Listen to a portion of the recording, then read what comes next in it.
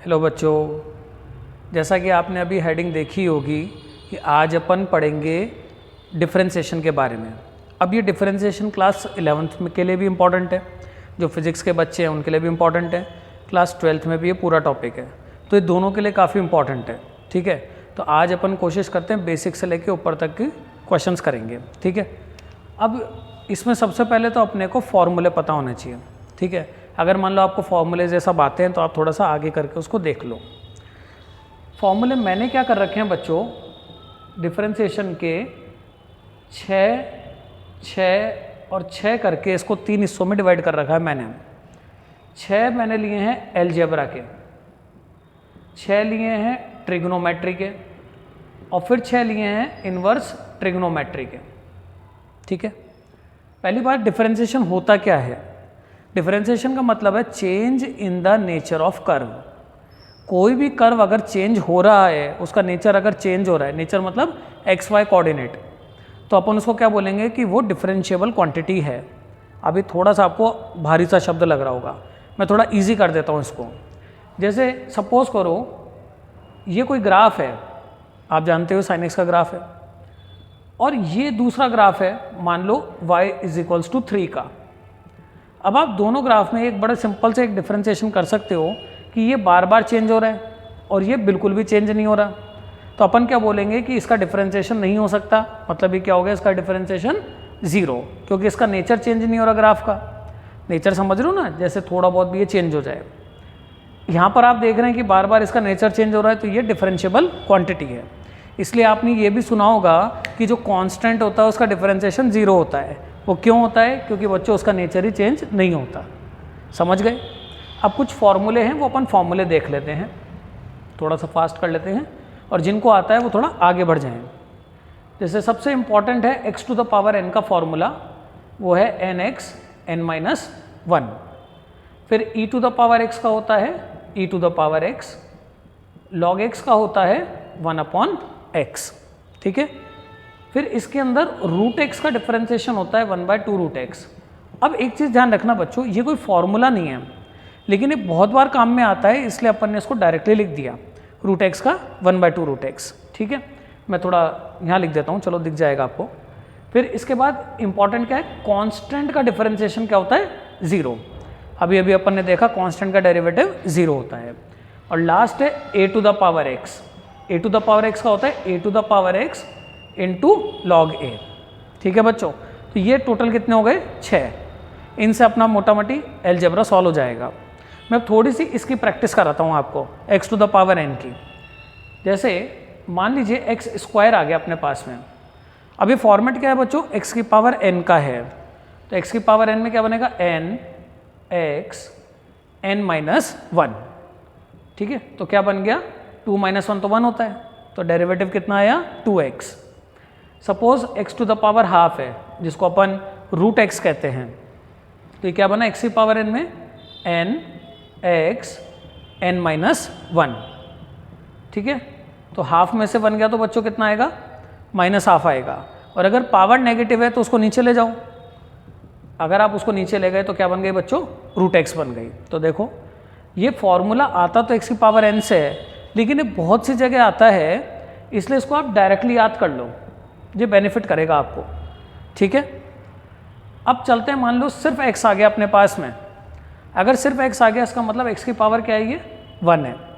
x⁴1 का मतलब n(x n-1), और 1 - 1 कितना होता है, 0। किसी की भी पावर 0 क्या होती है, 1 होती है, तो इसका रिजल्ट कितना हो गया बच्चों, 1। ये भी आप याद रख लो, x का डिफरेंशिएशन क्या होता है, 1। फिर एक बड़ा इंपॉर्टेंट है 1/x। अब देखो फॉर्मेट क्या है, x⁴n, फॉर्मेट 1/ लेकर के कुछ भी नहीं है, तो आप क्या करेंगे, इसको ऊपर लेके जाएंगे। पहले जैसे ही आप इसको ऊपर लेके जाएंगे तो इसकी पावर क्या बनेगी बच्चों, नेगेटिव। तो क्या बन गया, x⁴n। अब x⁴n क्या होता है, n(x n-1). तो क्या बन गया, -1 - 1 कितना हो गया, -2।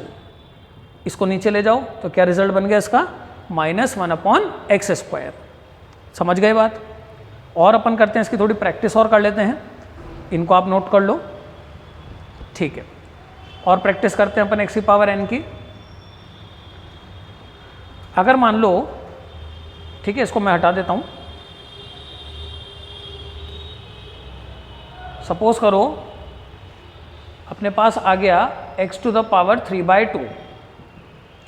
अब ये फिर से क्या बन गया, x की पावर n बन गया। x की पावर n क्या हो गया बच्चों, n x n माइनस 1। 3/2 में से 1 गया तो 1/2। समझ गए। और कैसे हो सकता है वो देखो, जैसे मान लो ऐसा आ गया x root x, x into root x. अब सबसे पहले ये देखो कि x की पावर n है, अकेला x होना चाहिए, तो अपन सबसे पहले base same powers are added कर देते हैं। तो यहाँ पे देखो x की पावर कितनी है बच्चों 1, और यहाँ x की पावर कितनी है हाफ, तो ये टोटल कितना बन गया x की पावर 3/2। अब सिंपली अपन क्या करेंगे, x की पावर 3/2 का डिफरेंशिएशन करेंगे जो अपन यहाँ पर कर चुके हैं। ठीक है, समझ गए। तो अपने को करना क्या है, सारी चीज़ों को x की पावर n में कन्वर्ट करना है। इस पैटर्न का एक लास्ट क्वेश्चन और कराता हूँ। जैसे सपोज करो ऐसा आ गया x अपॉन x की पावर 5। ठीक है, अपन इसको सॉल्व कैसे करेंगे, पहले इसको सिंप्लीफाई करो। ठीक है, अब आप इसको ऊपर लेके जाओ, ऊपर ले गए तो ये बन गया। अब क्या बना बच्चों, ये x की पावर n। x की पावर n क्या होता है, n x n माइनस 1। तो ये कितना बन गया, ये बन गया। अब आप चाहो तो इसको नीचे ले जाओ, ठीक है, और नहीं तो आप एज इट इज छोड़ दो। समझ गए। आई थिंक आपको ये समझ में आ गया होगा x की पावर n का कैसे होता है। अब इसके बाद में है e की पावर x, तो उसका डायरेक्टली e की पावर x है, log x का 1/x है।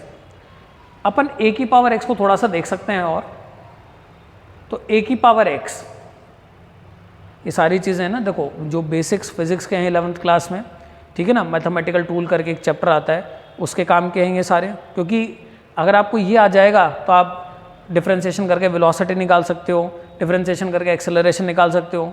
ये बेसिक आनी चाहिए अपने को, क्लास 12th में भी इंपॉर्टेंट है, तो ये सबका लिए इंपॉर्टेंट है। अब जैसे सपोज करो ये आ गया 2 की पावर x। अब 2 की पावर x का मतलब a की पावर x, तो a की पावर x में क्या होगा, a की power x into log a। आ रही बात समझ में।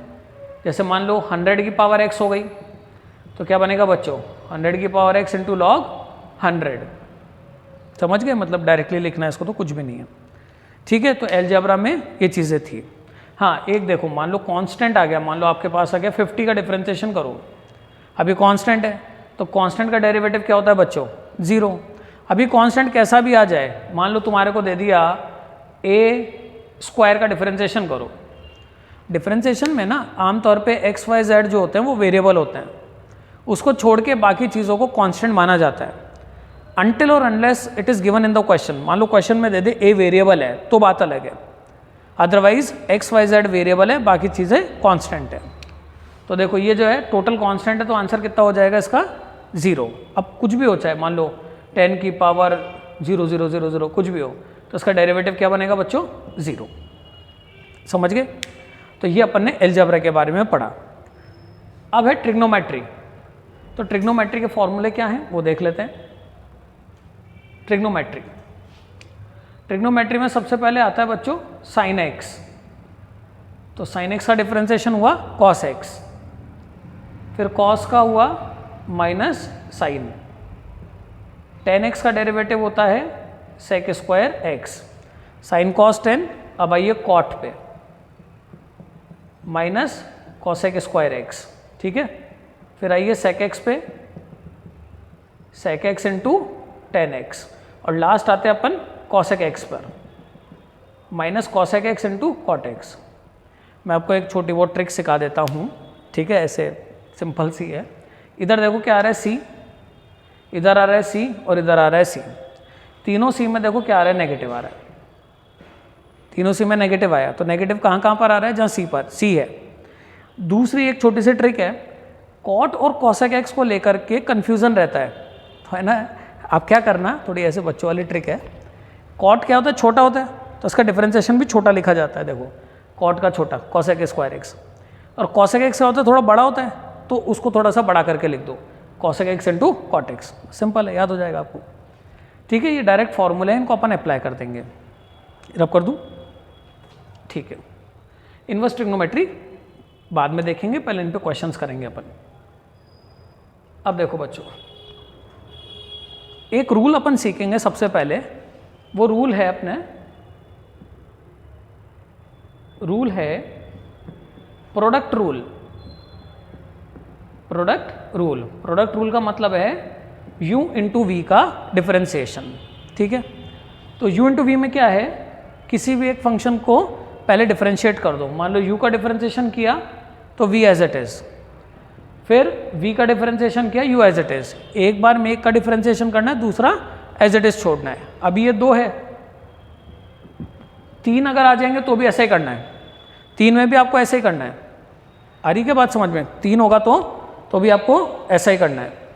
3 में क्या होगा, मान लो u का कर दिया आपने तो v और w as it is, v का कर दिया तो u और w as it is, w का कर दिया तो u और v एज इट इज।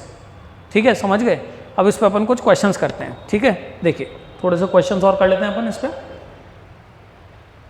मान लीजिए आगे एक्स स्क्वायर इंटू 10x। पहले तो आप ये फॉर्मेट समझो, ये फॉर्मेट क्या आ रहा है, u into v, u into v. तो एक्स स्क्वायर का डिफरेंशिएशन करेंगे अपन। एक्स स्क्वायर क्या है बच्चों, x की पावर n, तो nx n माइनस 1। उस टाइम पे 10x as it is, plus अब x square as it is, 10x का करोगे तो सेक स्क्वायर x। सिंपल है, आया कुछ समझ में? मान लो रूट x लॉग x है। अब ये फिर से क्या है बच्चों, u इंटू वी है। रूट x का करेंगे तो क्या आएगा, हमने याद किया था अभी 1/2 रूट x। उस टाइम पे log x as it is. अब root x as it is, log x आ गया तो 1/x। ठीक है, अभी सिंपल सिंपल वाले ले रहे हैं अपन, है ना, सारे बेसिक्स पकड़ रहे हैं। और सपोज अपने पास आ गया एक्स क्यूब इंटू 3। अब देखो है तो ये u इंटू वी, पहले मैं नॉर्मली करके दिखाता हूँ। मान लो 3 का करोगे तो 0, x cube as it is, अब 3 as it is, x cube का 3x स्क्वायर, तो टोटल आंसर कितना हुआ बच्चों, 9x स्क्वायर। अब समझना, अगर कभी भी इस तरीके का फॉर्मेट आ जाए, इसको अपन कहते हैं कांस्टेंट इनटू वेरिएबल का फॉर्मेट। क्या बोलते हैं, कांस्टेंट इनटू वेरिएबल का फॉर्मेट। ठीक है, तो अगर कांस्टेंट इनटू वेरिएबल आ जाए तो आप क्या ध्यान रखना, कांस्टेंट को एज इट इज लिखना और वेरिएबल का डिफरेंशिएशन कर देना। ठीक है, क्या बोल रहा हूं मैं, कांस्टेंट को एज इट इज लिख लेना और वेरिएबल का डिफरेंशिएशन कर देना। फॉर एग्जांपल इसी को ले लेते हैं। देखिए अपने पास में क्या है, मान लो 3x क्यूब है, तो ये क्या है बच्चों, constant into variable. Constant as it is ले लो, अब वेरिएबल इसका करोगे तो क्या आएगा, 3x स्क्वायर, क्या बन गया 9x स्क्वायर। देखो अब मान लो आपके पास आ गया 2x, तो कांस्टेंट एज इट इज ले लो, x आ गया तो 1, आंसर कितना हो गया 2। सपोज करो 2gx आ गया, 2gx। अभी मैंने आपको बताया था x y z को छोड़ के बाकी सब कांस्टेंट है, तो 2g क्या है बच्चों अपना कांस्टेंट, और x का करेंगे तो कितना आएगा 1। समझ गए? एक बड़ा इंटरेस्टिंग सा डिफरेंशिएशन दिखाता हूँ आपको। ठीक है, यहाँ तक आई बात समझ में? अब दिखाता हूँ, नोट करना हो ना तो पॉज करके नोट कर लिया करो आप लोग। अब देखो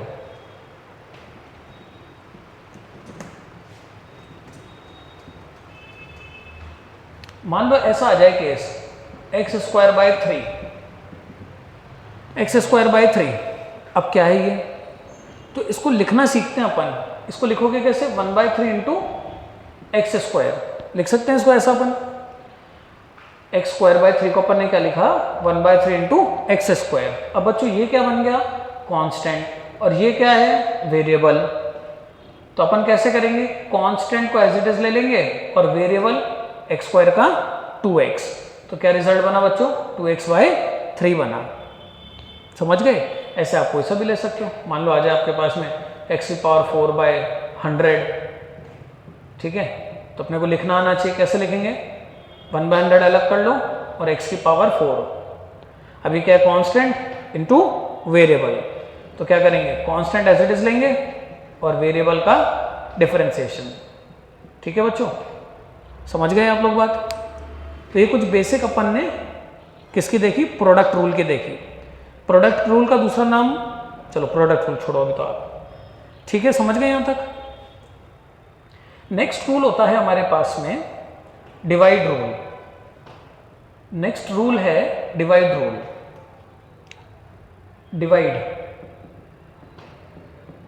डिवाइड रूल क्या होता है? u बाय वी का डिफरेंशिएशन। u बाय वी मतलब नीचे वाली टर्म का होल स्क्वायर, नीचे वाली टर्म ऊपर एज इट इज, ऊपर वाले टर्म का डिफरेंशिएशन माइनस ऊपर वाली टर्म एज इट इज, नीचे वाले का डिफरेंशिएशन।